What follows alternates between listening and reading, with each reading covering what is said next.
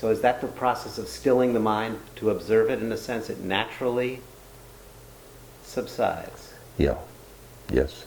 And then what does one observe then in that stillness? You surrender to the one consciousness, and you see your own actions all as determined. When I went back to India the second time, and it was Maharaji said he'd see me in India, and I looked in all the villages. Somebody said, instead of just looking for your guru, why don't you go and take this Buddhist meditation course, and then you can go. So I took a Buddhist meditation course. There were about 60 people in the course. And I started thinking about my guru about halfway through. And I wanted my guru. And I don't want to be in this course.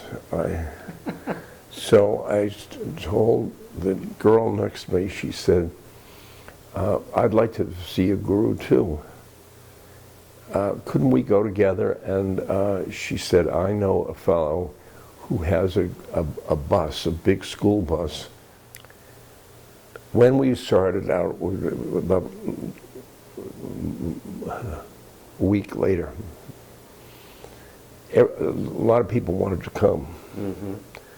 There were 24 that we wanted to, 24, and the bus driver. And we were going to Delhi because that's where ice cream and the soft beds after meditation, you know. And Danny Goleman from the back, he said,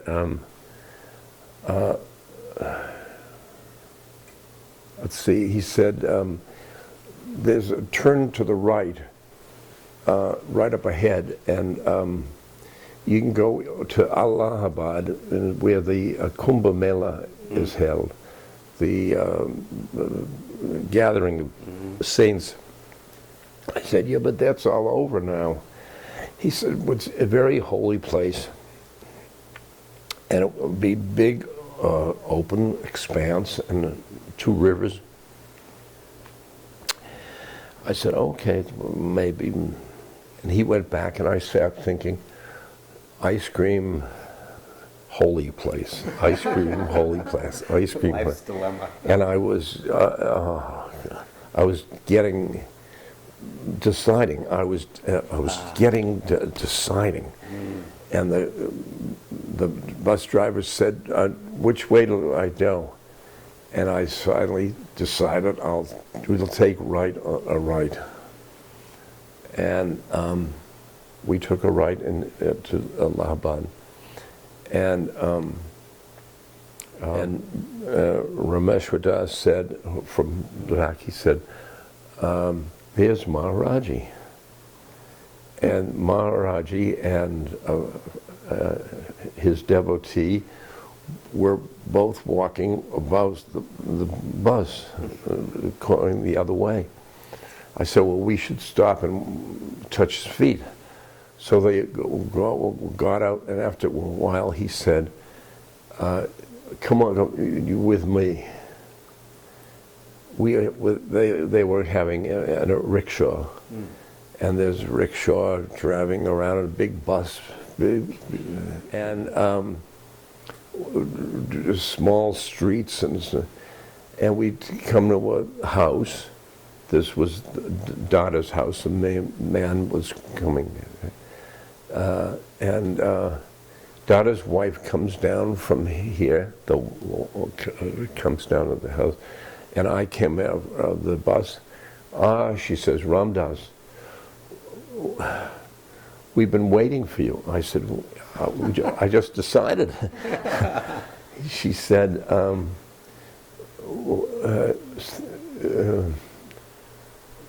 6 o'clock this morning,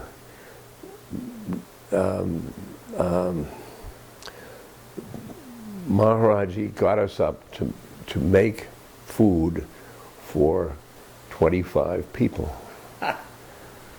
Now, it was 6 o'clock in the morning, and I wouldn't tell till 6 o'clock, 10 o'clock. So I decided,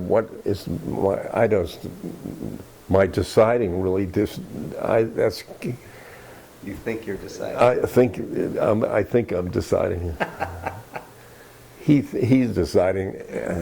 Yes. Yeah. So I think, hearing that, I'm thinking of a person who hasn't maybe, who's still trying to make decisions, and saying to you, Ram Dass, well, I have to decide where to go to college. Do I have to decide where to go to college? Or I have to decide to take this job or not take this, or do I just? It's the role in the melodrama that you're playing, and you've got to play your role. Okay. And sometimes you decide, and that to whom I surrender wants me to decide, and sometimes it don't. Beautiful. So in the surrendering, sometimes it means decide. Decide. And sometimes in surrendering it means just allow. Yes, I don't think it's not. I don't think it's Tim Leary's. Just go with the flow, whatever. Yeah. Yeah, that's important distinction. Yes. Because surrender may mean surrendering to choosing something. Is that right? Yeah. Yeah. Even it's all determined, including my action. But that doesn't mean you cop out. Okay. You say, oh, it's all determined. Hell with it. It's all determined, including my decision. That's a powerful. Yeah. Otherwise, you end up pretending you surrendered. Yes. Yes. Because people can hear surrender as giving up. It's different from giving. The surrender is an interesting word. In the West, in the East, surrender is open to God. In the West, it's open to another person. Yeah. And when I say I'm surrendering to my guru, I'm not surrendering to that man. I'm surrendering to the God within in that man. So I always surrender to the one.